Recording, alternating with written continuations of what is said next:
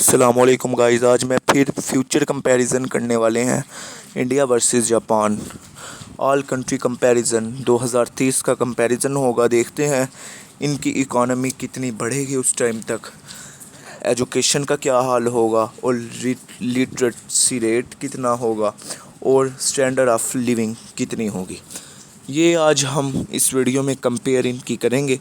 तो सबसे पहले हम जाते हैं पाकिस्तान, इंडिया और जापान की पॉपुलेशन कंपैरिजन पे। पॉपुलेशन 2024 में इंडिया की 143 करोड़ होगी। जापान की पॉपुलेशन 2030 तक 12 करोड़ 1,000 तक होगी, गिरेगी 2024 के मुकाबले 2030 में कम हो जाएगी। और इंडिया और जापान की हम इकोनॉमी कंपैरिजन कर ली जाए तो नॉमिनल जीडीपी इस टाइम पर 2024 के हिसाब से इंडिया की 4.1 ट्रिलियन डॉलर बताई जाती है और नॉमिनल जीडीपी 2030 तक 6.9 ट्रिलियन डॉलर इंडिया की होगी।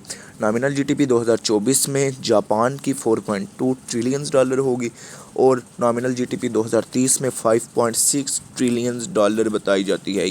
जीडीपी पर कैपिटा इनकम वो कर ली जाए, कंपेयर कर ली जाए, 4569 यूएस डॉलर इंडिया के, 46,280 यूएस डॉलर जापान के। Economy comparison GDP PPP 7.2 trillion US dollar India के और जापान के 5.7 ट्रिलियन यूएस डॉलर बताए जाते हैं।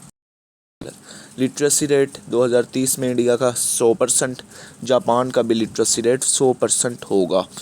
पॉवर्टी रेट 2030 में लेस दैन 10% होगा, जापान में less than 1% literacy rate poverty rate बताया जाता है। जापान और इंडिया में इंटरनेट यूज़र की तादाद 2030 में इंडिया में 1 बिलियन प्लस होगी। इंटरनेट यूज़र 2030 में जापान में 111 मिलियन प्लस होगी। रैंडम फैक्ट कंपैरिजन कर लिया जाए, HDI इंडिया में 2030 में 0.700 हाई, HDI इन 2030 में Japan 0.950 very high. Uttar Pradesh की सबसे ज़्यादा आबादी होगी 25 करोड़ और कांटो रीजन की जापान में 4 करोड़ 50 लाख आबादी सबसे ज़्यादा होगी।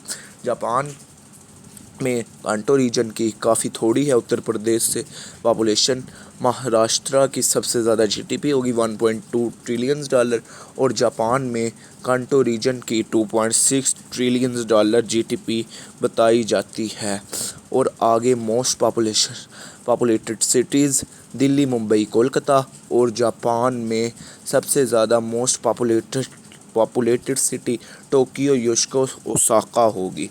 और इंडिया में Delhi, Mumbai Airways, smart cities, Bharat project, Delhi freshen, मैली ट्रेन, टोक्यो में काफ़ी कुछ, टोक्यो में पहले से ये चीज़ें हैं, तभी इंडिया से टोक्यो 20 साल आगे जीता है। तभी भी टोक्यो के हम थोड़े से प्रोजेक्ट कंपैरिजन कर लेते हैं। Digital city and skill, internet of things, artificial intelligence, robots, drones, food delivery, ये काफ़ी कुछ टोक्यो यानी जापान में अभी तक अवेलेबल है।